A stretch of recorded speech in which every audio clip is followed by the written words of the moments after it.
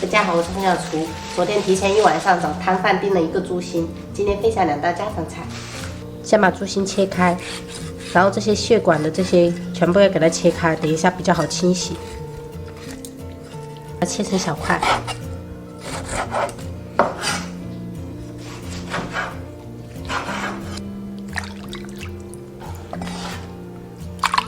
朋友们，真的是一方水土养一方人。像我在四川生活的时候，我这从小到大吃猪心可能都没有超过3次。我们四川人好像很不喜欢吃猪的内脏，除了那个猪肝会吃的比较多一点，但是福建这边的人就是把猪的内脏当宝，你知道吗？像这个猪心40几块钱一斤，比那个排骨还要贵。接着再用流水反复清洗干净。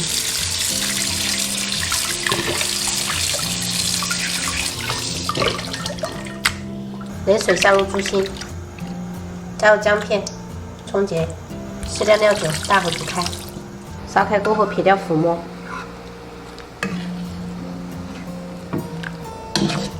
把猪心捞起来清洗一遍。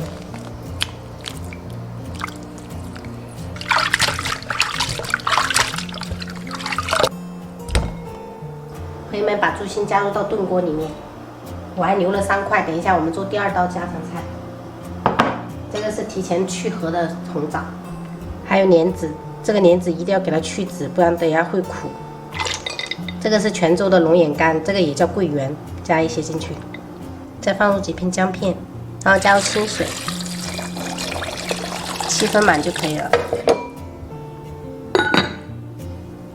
盖上盖子，隔水慢炖2个小时。朋友们，现在我们把汤炖好过后，我们准备第2道菜，西芹洗净，斜刀切断。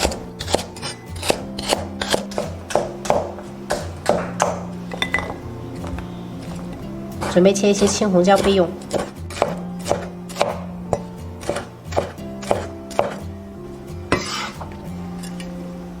把猪心切薄片。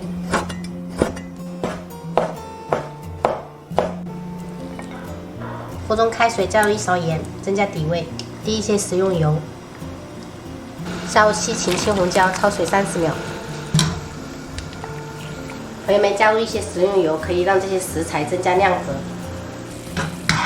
捞起来备用。炖了1个半小时过后，加入1小把洗净的枸杞。锅中倒食用油，下入葱姜蒜炒香。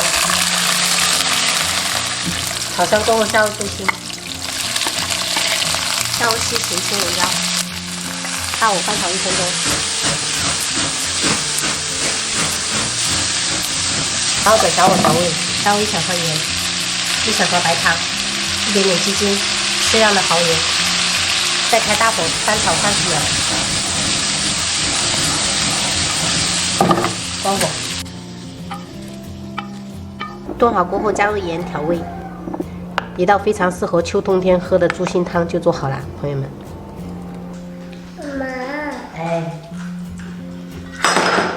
哎呦，哎呦。